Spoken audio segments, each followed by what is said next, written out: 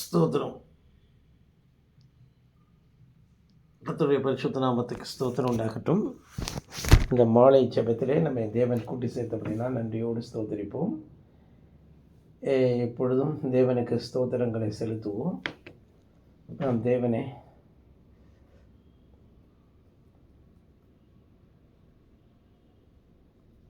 கர்த்தர் நம்மோடு இருக்கிறார்.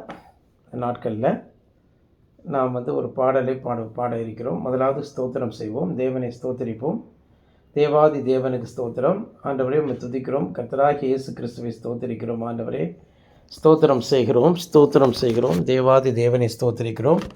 ராஜாதி ராஜனை ஸ்தோத்திரிக்கிறோம். கர்த்தாதி கர்த்தரை ஸ்தோத்திரிக்கிறோம்.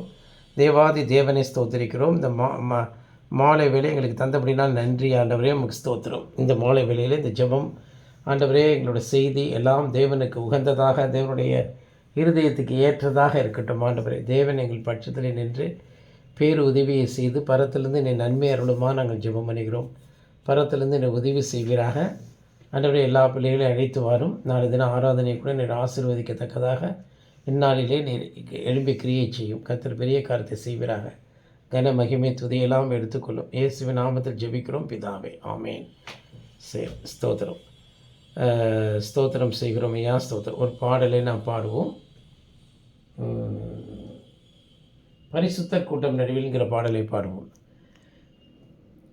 பரிசுத்த கூட்டம் நடுவில் ஜொலி தேடும் சுத்த ஜோதியே, அரோபியே யுவேலையில் அரிய நெஞ்சம் வரீரோ, அரூபியே யுவேலையில் அரிய நெஞ்சம் வரீரோ, மீன் கேட்ட பாம்பை தருவாருண்டோ, கள் தின்ன கொடுக்கும் பெற்றோருண்டோ, பொல்லாத கூட செய்திடார், நற்பீத நலம் அருள்வார், பரிசுத்த கூட்டம் நடுவில் ஜொலி தீடும் சுத்த ஜோதியே, சுத்தம் விரும்பும் சுத்த ஜோதியே, விரும்பா அசுத்தம் யாவும் போக்குமே, பாவி நீசப்பாவி நானையா,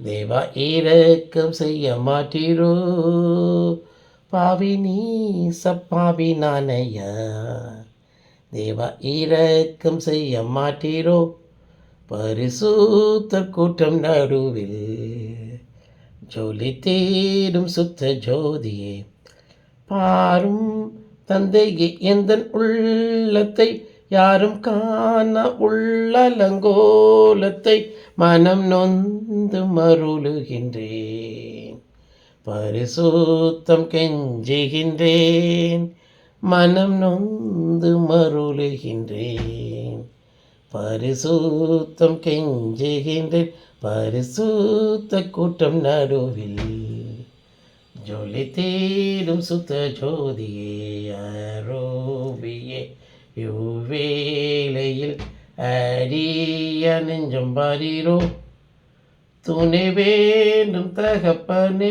உலகிலே, என்னை எதிர்க்கும் சக்திகள் பல உண்டே, என் ஜீவன் இல்லை எங்கிலும், பரிசுத்தம் என்னை எழுதும், என் ஜீவன் இல்லை எங்கிலும், பரிசுத்தம் என்னை எழுதும், பரிசுத்த கூட்டம் நடுவில் ஜொலி தீடும் சுத்த ஜோதியே, அரூபியே யுவேலையில் அரிய நெஞ்சம் வரீரோ, அரூபியே யுவேலையில் அரிய நெஞ்சம் வரீரோ. கர்த்தருடைய பரிசுத்த நாமத்துக்கு ஸ்தோத்திரம். சிஸ்டர் ஜெபம் பண்ணுங்க.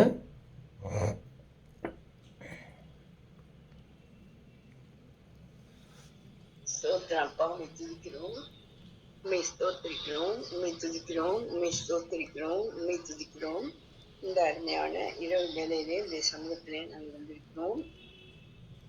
அப்பா துதிக்கிறோம். இந்த வேளையிலும் கூட மழை காலமாக இது இருந்தாலும் எங்கள் தேவன் தாமே. அப்பாவை துதிக்கிறோம், அப்பாவை துதிக்கிறோம், அப்பாவை துதிக்கிறோம். இந்த நாட்டிலேயே நீர் அப்பா ஸ்தோத்திரம், உடைய பிள்ளைகளாக எங்களோடு கூட இந்த வேலையிலே நீர் இடைப்படும்படியாக நாங்கள் வேண்டிக் கொள்கிறோம். அப்பாவை துதிக்கிறோம், அப்பாவை துதிக்கிறோம், அப்பாவை துதிக்கிறோம். இந்த வேலையில கூட இந்த சனிக்கிழமை பெயரானது மிகுந்த வல்லமை நிறைந்ததாய் அப்பா அது இயற்கையெல்லாம் ஐயா சோத்திரம் சோத்திரம் சோத்திரம் சோத்திரம் அப்பாவை கண்ட்ரோலுக்குள் வைத்துக் கொள்ளக்கூடிய ஒரு பிரேயராக அப்பா ஸ்தோத்திரம், எல்லாவற்றின் மீதும் அது ஆதிக்கம் செலுத்தக்கூடிய ஒரு பிரேயராக இது காணப்படத்தக்கதாக நாங்கள் எங்களை மிகவும் தாழ்த்தி அப்பா ஸ்தோத்திரம் அப்பாவை துதிக்கிறோம், ஸ்தோத்தரிக்கிறோம். இந்த சமூகத்திலே நாங்கள் வேண்டிக் கொள்கிறோம். இந்த வேலையிலும் இந்த ஜபத்திலே பங்கு கொள்கிற, அதன் பிறகு ஆன்லைனில் கேட்கிற ஒவ்வொருவருக்குள்ளும் இந்த வல்லமை இறங்கட்டும். தேவனுடைய மகிமையை ஒவ்வொருவரும் காண்பார்களாக, தேவனை மிகவும் விசுவாசிப்பார்களாக, தேவன் மீது மிகுந்த நம்பிக்கையும் ஊக்கமான அன்பும் கூறுவார்களாக. ஸ்தோத்திரம். இந்த ஜபத்திலே பங்கு கொள்கிற ஒவ்வொருவருக்கும் தேவன் மீது ஊக்கமான அன்பும் பெரிய ஒரு விசுவாசமும் இருப்பதனாலே அவர்கள் அப்பா ஸ்தோத்திரம் ஸ்தோத்திரம் ஸ்தோத்திரம் பிசாசை ஜெயிக்கவும் வெல்லவும் அப்பா ஸ்தோத்திரம் பாவ சாபங்களிலிருந்து விடுதலை அடையவும் இந்த நேரமானது மிகுந்த அப்பா ஸ்தோத்திரம் பிரயோஜனம் உள்ளதாக ஒவ்வொருவருக்கும் காணப்படட்டும். செய்தி கொடுக்கிறவங்க தாசனை மறைத்து நீ வெளிப்படும். தாசன் செய்தி கொடுக்கும் பொழுது அவர்கள் கொடுக்கிற வார்த்தை எங்களுக்கு எவ்வளவு ஆறுதலை கொடுக்கிறதோ, எவ்வளவு அப்பா ஆசீர்வாதத்தை கொடுக்கிறதோ அவ்வண்ணமாகவே அது மகனுக்கும் கூட அப்படியாகவே அது இருக்க நாங்கள் வேண்டிக் கொள்கிறோம். அப்பாமை துதிக்கிறோம், அப்பாமை துதிக்கிறோம், அப்பாமை துதிக்கிறோம். இந்த வேளையிலே அப்பா ஸ்தோத்திரம் ஸ்தோத்திரம். உடைய ஜனங்கள் எல்லாம் உடைய சமூகத்திலே வந்து மிகவும் ஐயா ஸ்தோத்திரம் அவர்கள் உண்மை அடைக்கலமாகவும் புகலிடமாகவும் கொண்டு மிகுந்த பாதுகாப்பை அவர்கள் உணர நாங்கள் வேண்டிக் கொள்கிறோம். அப்பாவை துதிக்கிறோம். நாளைய தினம் ஆராதனை பொறுப்படுத்திக் கொள்ளும் இயேசுவின் நாமத்தில் பிதாவே, ஆமேன். ஆமேன். கர்த்தருடைய பரிசுத்த நாமத்துக்கு ஸ்தோத்திரம் உண்டாகட்டும். வேத வாக்கியங்களை நாம் படிப்போம். இன்றைய தினம் எரேமியா தீர்க்கதரிசியின் புஸ்தகம் 39:17. ஆனால் அந்த வசனம் உங்களுக்கு தெரியுதா சிஸ்டர்? படிங்க.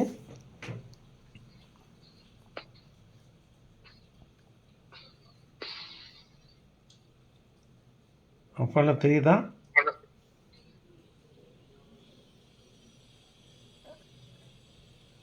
வசனம் தெரியுதா சிஸ்டர்? வசனத்தை படிங்க.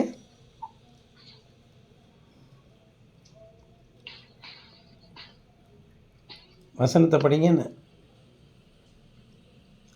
காதல் விடுதா? படிங்க படிங்க. சரிங்க. ஆதலால் அந்நாளிலே உன்னை தப்புவிப்பேன் என்று கர்த்தர் சொல்லுகிறார். நீ பயப்படுகிற மனுஷனின் கையில் ஒப்பு கொடுக்கப்படுவதில்லை. எரேமியா 39:17. ஒருவனும் திறனுக்கு விரோதமாக எங்கள் இருதயத்திலே தீங்கு நினையாதிருப்பானாக. பொய்யானையின் மேல் பிரியம் வைக்காதிருப்பான் இருங்கள். இவைகளெல்லாம் கர்த்தர் வெறுக்கிற காரியங்கள் என்று கர்த்தர் நான் வெறுக்கிற காரியங்கள் என்று கர்த்தர் சொல்லுகிறார். சகரியா 8:17. சரி, கர்த்தருடைய பரிசுத்த நாமத்துக்கு ஸ்தோத்திரம். எரேமியா 39:17 தான் நம்ம பார்க்குறோம். ஆனால் அந்நாளிலே உன்னை தப்புவிப்பேன் கர்த்தர் என்று கர்த்தர் சொல்லுகிறார். நீ பயப்படுகிற மனுஷர் கையில் நீ ஒப்பு கொடுக்கப்படுவதில்லை. சரி, இப்போ இந்த நாட்களில் எரேமியா தீர்க்கதரிசியின் புஸ்தகத்தை தான் படிச்சுட்டு வரும். எரேமியா தீர்க்கதரிசி யார் அப்படின்னு கேட்டிங்கன்னா, புறஜாதிகளுக்கு ஒரு தீர்க்கதரிசி அப்படின்னு அங்கே அப்போ தான் ஜாதிகளுக்கும் நான் தீர்க்கதரிசியாக கட்டளையிட்டேன் தாயின் கருவிலேங்கிறார். ஆனால் உண்மையிலேயே அவர் இஸ்ரவேல் ஜனங்களுக்கு தான் அவர் தீர்க்க தரிசனம் உரைச்சார்.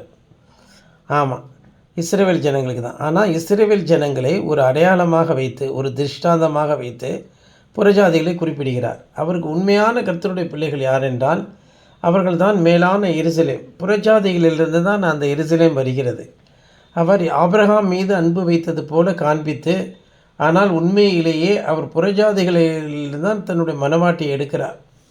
ஆமாம், ஆபிரகாம், ஈசாக், யாக்கோபு, அது இஸ்ரவேல் என்று வரும்பொழுது இஸ்ரவேல் ஜனங்களை தன்னுடைய சொந்த ஜனங்களாக பாவித்து அவர்களுக்காக பரிசுத்த பிரமாணத்தையும் தேவ ஆராதனைகளையும் ஆசரிப்பு கூடாரங்களையும் அதனுடைய பலவிதமான ஸ்நானங்களுக்கு எடுத்த உபதேசங்கள், அவர்களுக்கு அதற்குரிய எல்லா விதமான ரிச்சுவல்ஸ், ஆமாம், மத சடங்காச்சாரங்கள், அது அவர்களுக்குன்னு ஒரு காரியத்தை தரார். ஆனால் உண்மையிலே அது ஒரு மதச்சடங்குகள் போல இருந்தாலும் பின்னாடி நடக்கக்கூடிய உண்மையான தேவனுடைய வழியினுடைய நிழலாக அது காண்பிக்கப்பட்டிருக்கிறது. அதாவது டைப்பாலஜிக்கல்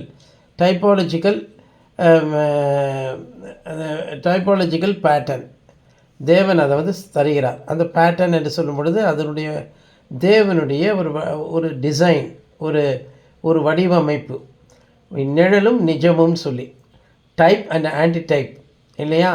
ஆன்டி டைப்னு சொல்கிறாங்க. டைப் என்று சொல்லும் பொழுது நிழல் என்று நாம் சொல்லலாம். ஆன்டி டைப் என்பது நிஜம். ஆமாம், ஒரு தேவன் வடிவமைத்து தான் செய்கிறார்.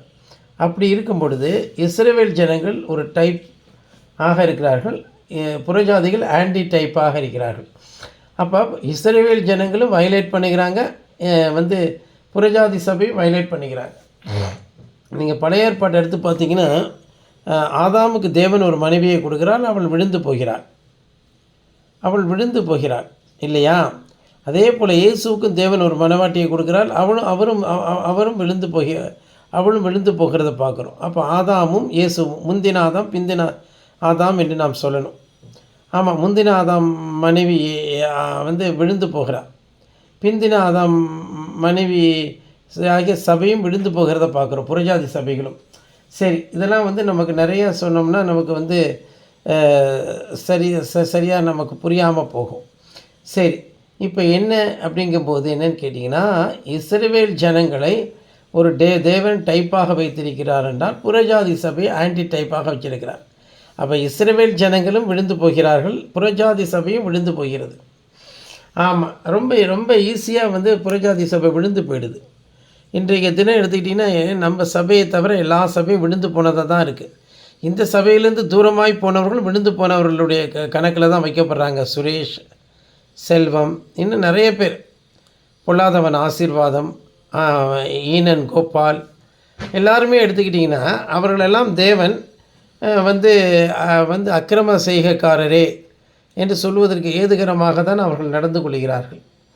ஆமாம், நாம் எல்லாம் கிரமமாக நடக்கிறோம். கிரமம் என்று சொல்லும் பொழுது நமக்கு சொல்லியிருக்கிறபடி தேவன் நமக்கு தந்திருக்கிற கிருபையும் சத்தியமும், மத்தேயு 5, 6, 7 இதன் வழியாக நாம் ஒழுகுகிறோம். ஆமாம், புதிய ஏற்பாட்டில் தேவன் தெளிவாக எல்லாவற்றையும் சொல்லிவிட்டார். ஆமாம், அவருடைய அந்த 4 சுவிசேஷங்களுமே தேவனுடைய வழிமுறைகளை நமக்கு அழகாக சொல்லுகிறது. அது தொடர்ந்து வரக்கூடிய நடபடிகள், அப்போஸ்தலர் நடபடிகள், அதன் பிற்பாடு வரக்கூடிய நிருபங்கள், கடைசியாக இறுதியாக வரக்கூடிய வெளிப்படுத்தின விசேஷம், ஆமாம், அப்போகலிப்ஸ் என்று சொல்லக்கூடியவைகள் எல்லாம் சேர்ந்து புதிய ஏற்பாட்டிலே நமக்கு ஆழமான ஒரு வேத பாடத்தை அறிவுறுத்துகிறது. அதை என்னன்னு நம்ம சொல்வது? அதை நாம் என்னன்னு சொல்வது? அது ஆர்ட் என்று சொல்வதா, சயின்ஸ் என்று சொல்வதா? அதை ஏன் நம்ம அப்படி சொல்லி கொச்சைப்படுத்த வேண்டும்? அது ஒரு கலை, அது வந்து ஒரு ஆர்ட், அது வந்து ஆர்ட் என்று சொல்வதா, இல்லாவிட்டால் தியாலஜிக்கல் சயின்ஸ் என்று சொல்வதா? கிடையாது. தியாலஜி என்று நாம் சொல்வதே தவறான ஒரு பதமாக தான் நான் பார்க்கிறேன். இறையியல் அப்படின்னு நம்ம வந்து சொல்ல வேண்டியாம். அது பரிசுத்த வேதம் என்றால் பரிசுத்த வேதாகமம் என்றே விட்டு விடுவோம். தேவனுடைய நியமம், தேவத்துவம், அவருடைய அதை தொடர்ந்து வரக்கூடிய உபதேசங்கள், ஆமாம், அவைகளை நாம் டாக்ட்ரின்ஸ் என்று சொல்லி நாம் அதை கொச்சைப்படுத்த வேண்டிய அவசியம் இல்லை. தேவன் நமக்கு தரக்கூடிய விசேஷங்கள், அது சுவிசேஷமாகவே பார்ப்போமே. சுவிசேஷம் அது நற்செய்தியாகவே பார்ப்போம். ஆதியாகமம் முதற்கொண்டு, அதாவது மத்தேயு எழுதின சுவிசேஷத்திலிருந்து வெளிப்படுத்தின விசேஷம் வரைக்கும் எல்லாவற்றையுமே நாம் விசேஷமாக சுவிசேஷம் என்றே சொல்லுவோம். அது இறையியல் கோட்பாடு, அது இறையியல் ஆர்ட், இல்லாட்டினா அது இறையியல் சயின்ஸ், அதாவது தியாலஜிக்கல் ஆர்ட் என்று நாம் சொல்ல வேண்டிய அவசியம் இல்லை. ஏன்னா இட் cannot be theorized. கடவுளுடைய கோட்பாடுகளை தியரைஸ் பண்ண முடியாது. மனுஷர்கள் தான் தியரைஸ் பண்ணுவாங்க, அது ஃபெயிலியர் ஆகும். மனுஷர்களுடைய கோட்பாடுகள் எல்லாம் எப்படி என்றால், மனுஷன் ஒரு சயின்ஸை உருவாக்குறான், கிளாசிக்கல் சயின்ஸு. அதில் இருக்கக்கூடிய விதிமுறைகள் அவர்கள் குவாண்டம் சயின்ஸில் வந்து அது வந்து அங்கே வந்து எடுபடாமல் போகிறது. ஆமாம், ஒரு பந்தை ஓங்கி செவுத்தில் அடித்தால் திரும்ப வருகிறது. அதான் அதே குவாண்டம் சயின்ஸில் அந்த அந்த பந்து அடுத்த அடுத்த திசை அந்த அந்த அந்த சுவத்தை துளைத்து கொண்டு போகிறது. அது பல பாகங்களாக பிரிந்து போகிறது. ஒன்று அங்கே மல்டிபிளாக காணப்படுகிறது. ஆனால் ஒரே பொருள் பல இடங்களில் இருக்கிறதா, எல்லாரும் ஒரே பொருள் பல இடங்களுக்கு பிரிகிறதான்னு சொல்ல சைமல்டேனியஸாகவே அவைகள் மல்டிபிள் பிளேசஸில் இருக்குது. அங்கே வந்து கிராவிட்டி என்கிற ஒரு கோட்பாடுகள் அங்கே ஃபெயிலியர் ஆகிடுது. ஆனால் இந்த கிளாசிக்கல் சயின்ஸில் கிராவிட்டின்னு ஒன்று இருக்குது. அது நியூட்டன் சொன்னபடியோ இல்லாவிட்டால் ஐன்ஸ்டீன் விளக்கினபடி டைம் ஸ்பேஸினுடைய பெண்டோ என்று சொல்லக்கூடியது விதமாக அது ஏதோ விளக்குகிறார்கள். ஆனால் அதுக்கு அடுத்த நிலை அடுத்த படிநிலை குவாண்டம் சயின்ஸுக்குள்ளாக சபடாமிக் பார்ட்டிகளுக்குள்ளே போய் அதை தேரைஸ் பண்ணுகிறார்கள். அவர்களை பைத்தியம் பிடிக்க வைக்கிறது. அது அவர்கள் ஒரு முடிவுக்கு வர முடியவில்லை. தியரி ஆஃப் எவ்ரிதிங் என்று அவர்கள் சில கோட்பாடுகளை கொண்டு வர பார்க்குறாங்க. ஆனால் அது அவங்களால அதில் சக்சீட் ஆக முடியல. அதிலே ஒருத்தருக்கு ஒருத்தர் விரோதமான கருத்துக்களை கூறிக்கொள்கிறார்கள், கான்ட்ரவர்ஷியல் தாட்ஸ். அதே போல் நீங்கள் சரித்திரம் போன்றவைகளையும் சட்டம் போன்றவைகளையும் எடுத்துக்கொள்வீர்கள் என்றால் அவைகளை ஒரு ஆர்ட் என்றும் சயின்ஸ் என்றும் சொல்லும்பொழுது அதுலேயுமே கோட்பாடுகள் வித்தியாசப்படுகிறது. ஒவ்வொருவரும் முரண்பட்ட கருத்துக்களை சொல்லுகிறார்கள். அது என்னவென்று அவர்களுக்கு தெரிய முடியவில்லை. ஒரு கணிதத்தை எடுத்துக்கொண்டு கொள்வோம் என்றாலும் அவர்கள் ஜீரோவை அவங்க உருவாக்குகிறார்கள். அந்த ஜீரோவை வகுக்கும் பொழுது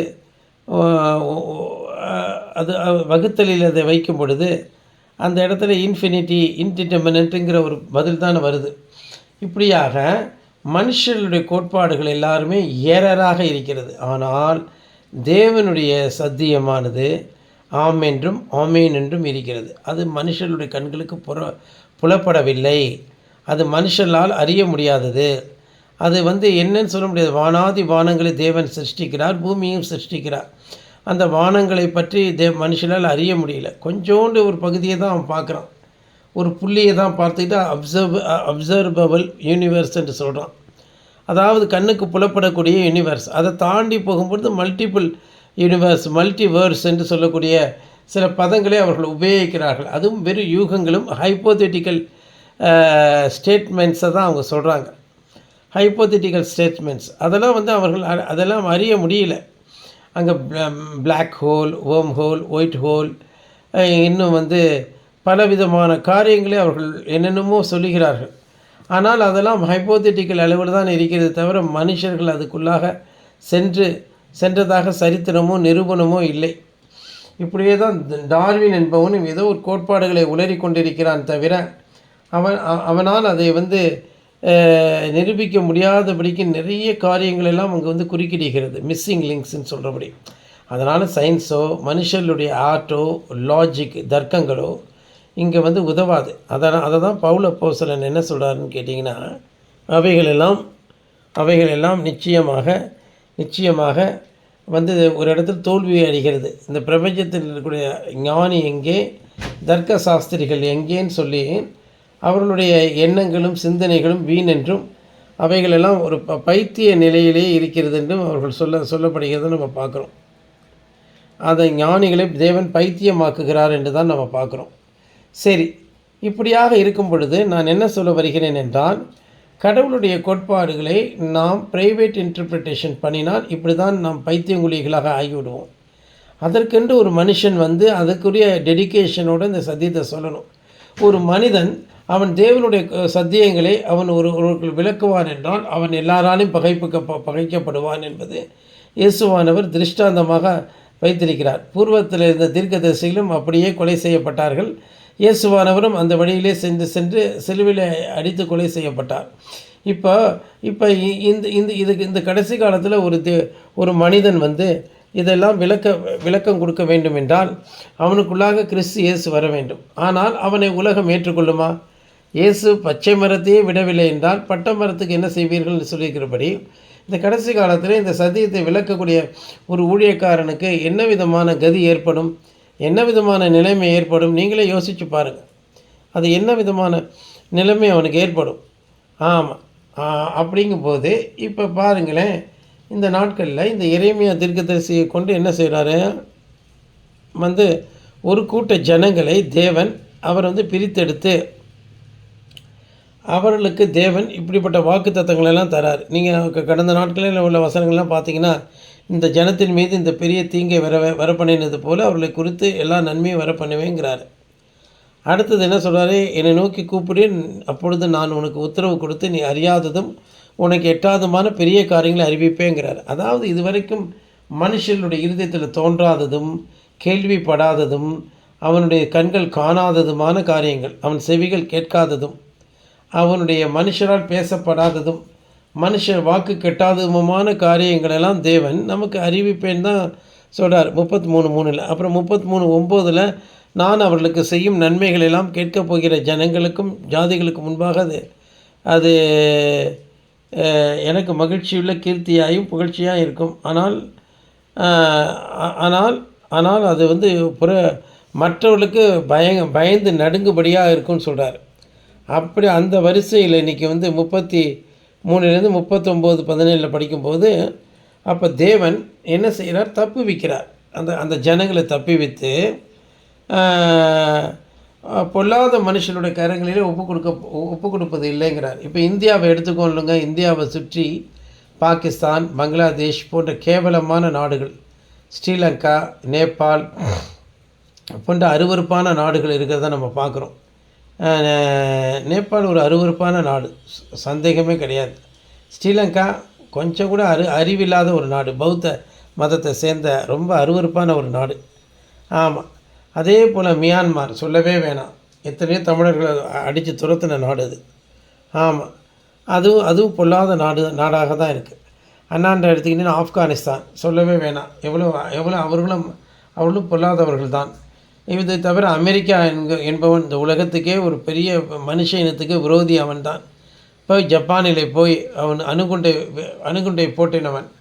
அணுகுண்டை போட்டவன். சைனா கம்யூனிச சித்தாந்தம் உடையவன். இப்படிப்பட்டவர்களெல்லாம் இந்த தேசத்தை சுற்றி அவ்வளவு குடைச்சல் கொடுக்குறாங்க, இந்த தேசத்துக்கு நிந்தனையை கொடுக்குறாங்க. ஆனாலும் தேவன் இந்த தேசத்தை அவர்களுடைய கரங்களில் ஒப்பு கொடுப்பதில்லை. சமீபத்தில் இந்த நாட்களில் ஸ்ரீலங்காவிலையும் சரி, அதை தொடர்ந்து பங்களாதேஷ்லேயும் சரி, நேபாள்லேயும் சரி, ஜென்-ஜி என்று சொல்லக்கூடிய, அதாவது ஜி என்றால் இசட், அதாவது இளைஞர்களை அப்படி அவர்கள் குறிப்பிடுகிறார்கள்.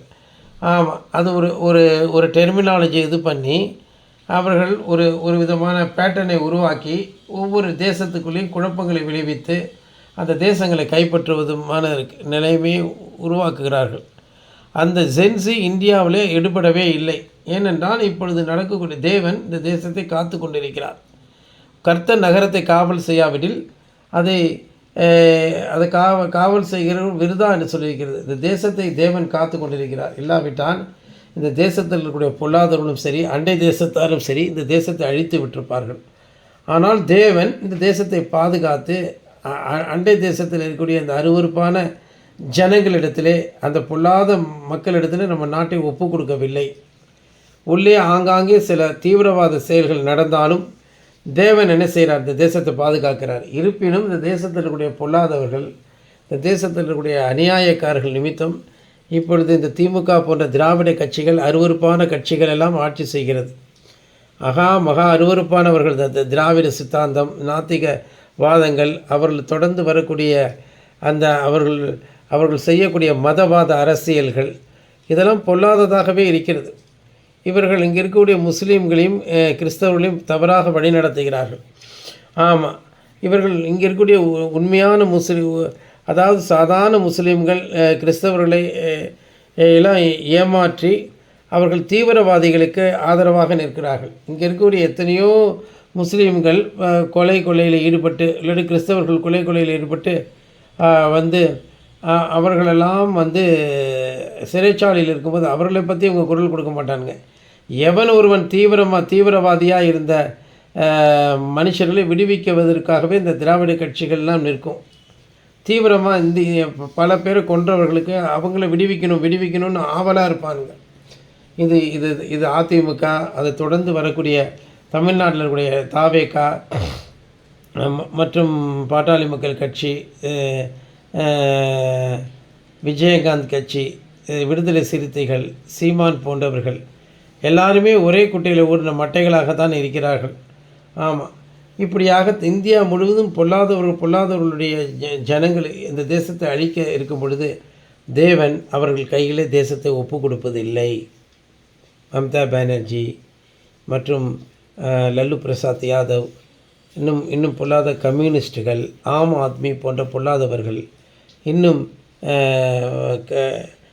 என்ன சொல்வது, காங்கிரஸ் போன்ற கட்சி, பொல்லாத கட்சிகள், இவர்கள் கையில் தேசத்தை தேவன் ஒப்பு கொடுக்காமல் பாதுகாத்து கொண்டிருக்கிறார். இருப்பினும் சில இடங்களில் அவர்கள் ஆட்சி செய்கிறார்கள் என்றால் இங்கே இருக்கக்கூடிய ஜனங்களுடைய கீழ்ப்படியாமையே காரணம். அதனால் தான் அவர்கள் ஆட்சி செய்ய முடிகிறது. சரி, நான் அரசியல் பேசவில்லை. தேசத்தினுடைய பாதுகாப்பு எவ்வளவு கேள்விக்குறியாகி இருக்கிறது. ஆனாலும் தேவன் இந்த தேசத்தை பாதுகாத்து பொல்லாத கையில் ஒப்பு கொடுப்பதில் என்று வைத்திருக்கிறார். நாம் ஜெபிக்கிறோம் அதற்காகவே. ஆமாம், அதே போல் இந்த நாட்களிலே நாம் இன்னும் ஊக்கமாக நாம் ஜெபிக்க வேண்டும் தேசத்திற்காக. தேசத்தை சுற்றிலும் ஆபத்து காத்து கொண்டிருக்கிறது. தேசத்திலே வரக்கூடிய எலெக்ஷன்லாம் தேசம் நிச்சயமாக தேவனுடையவர்களை தேர்ந்தெடுக்க வேண்டும். ஆமாம், இந்த தேசத்தில் இருக்கக்கூடிய பேர் கிறிஸ்தவர்கள் கிட்டத்தட்ட 99% கிறிஸ்தவர்கள் பேர் கிறிஸ்தவர்களாக தான் இருக்கிறார்கள். இவர்களுடைய கையிலிருந்தும் தேசம் விடுவிக்கப்பட வேண்டும். உண்மையான கர்த்தரை ஏற்றுக்கொள்கிறவர்கள் தேசம் எங்கும் எழும்ப வேண்டும். இயேசு கிறிஸ்துவாகிய தேவனை அவர்கள் ஏற்றுக்கொள்ளும்படிக்கு இந்தியா முழுவதும் எழும்ப வேண்டும். தேவன் இந்த அதிசயத்தை நம்மை கொண்டு செய்வார். அன்பானவர்களே, சரி போகட்டும். இது அரசியல் பேசுவது போல இருக்கும்.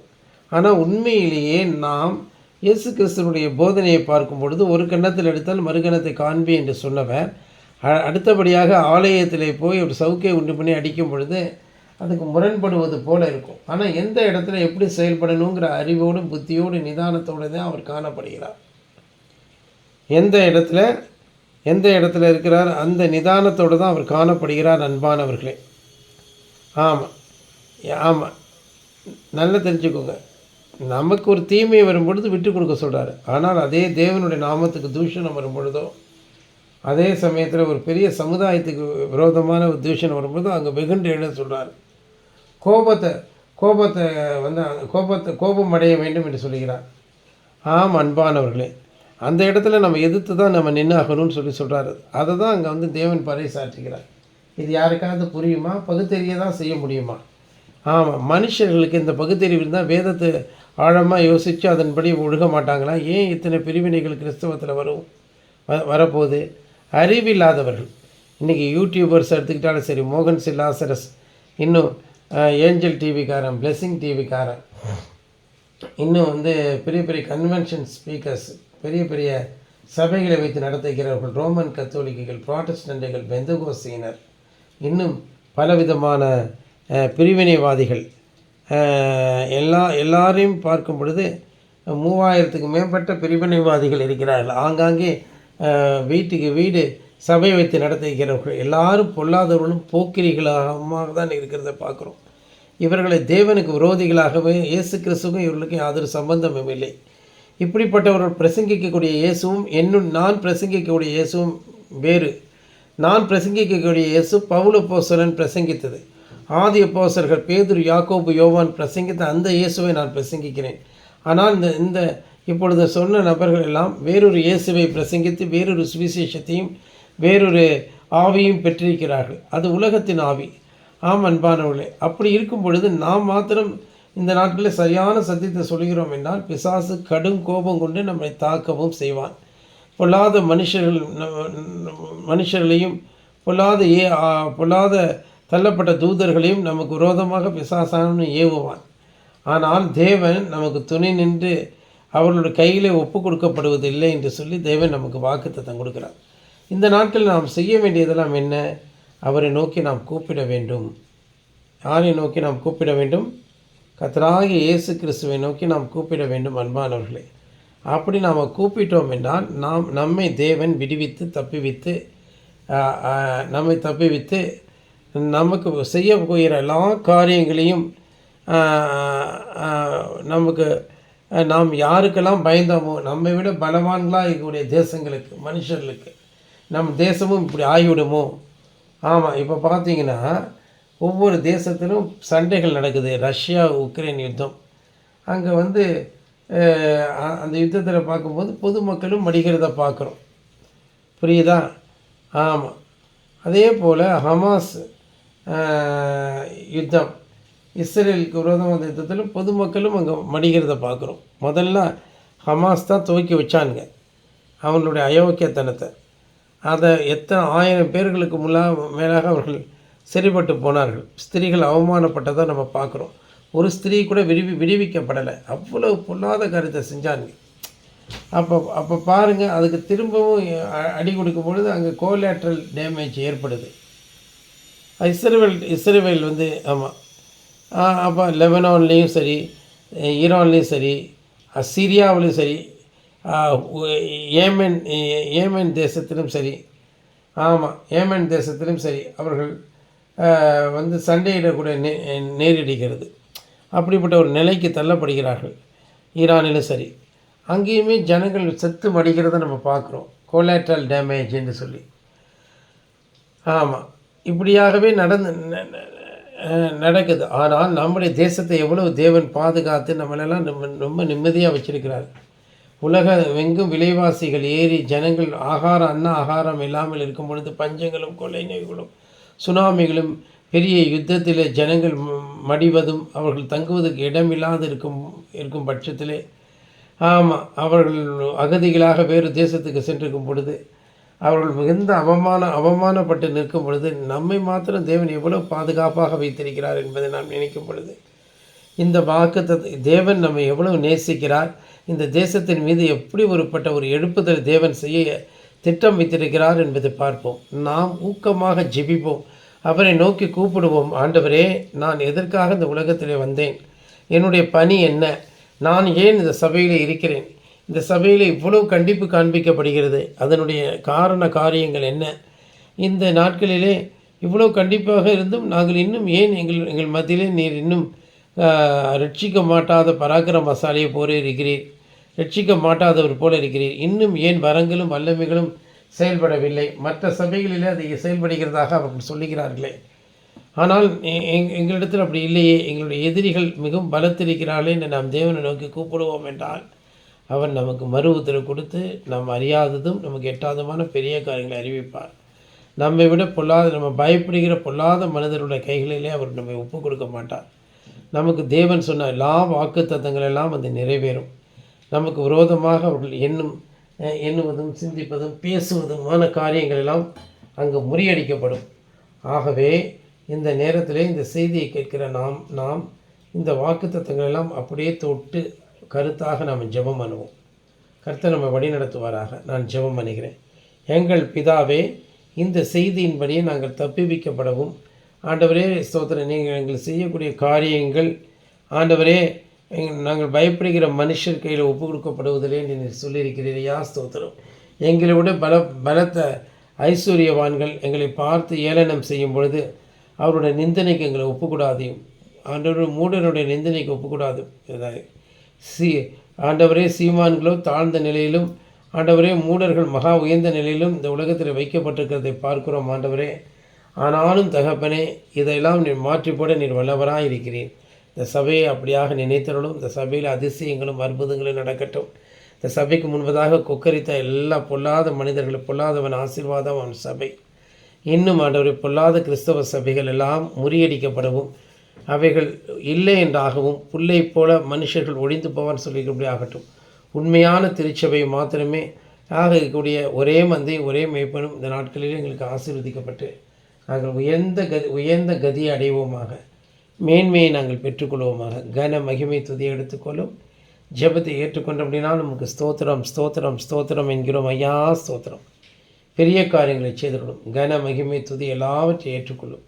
அப்படி செய்வீர் என்று நாங்கள் நம்புகிறோம். ஐயனே, இயேசு கிறிஸ்துவின் ரத்தம் ஜெயம், இயேசு கிறிஸ்துவின் ரத்தம் ஜெயம் என்று நாங்கள் சொல்கிறோம். தொடர்ந்து பெரிய காரியங்களை செய்வீராக. எல்லாம் உடைய பாதத்தில் வைக்கப்படட்டும். இயேசுவின் நாமத்தில் ஜெபிக்கிறோம். இதில் பங்கு பெற்ற மக்களை ஆசீர்வதியும். இது ஆன்லைனில் வரும்பொழுது அந்த மக்களும் அதை கேட்டு ஆசீர்வதிக்கப்படட்டும். இப்படியாக அந்த செய்தியினுடைய உண்மை தத்துவத்தை, உண்மை தன்மையை எல்லார் மனதிலும் கர்த்தாவே விதைக்க செய்யும். அதன் மூலம் இவர்கள் நன்கு ஞானத்தையும் அறிவையும் பெற்றுக்கொள்வார்களாக. பிசாசை கடிந்து கொள்ளும், அவனை எங்கள் காலங்களில் நசுக்கி போடும். கர்த்தருடைய சேவர்கள் விகாசோத்திரம் இயேசு கிறிஸ்து நாமத்தில் ஜெபிக்கிறோம் பிதாவே, ஆமென். கர்த்தர் தாமே நம்மை வழி நடத்துவாராக. Praise the Lord, praise the Lord, praise the Lord. ஸ்தோத்திரம்.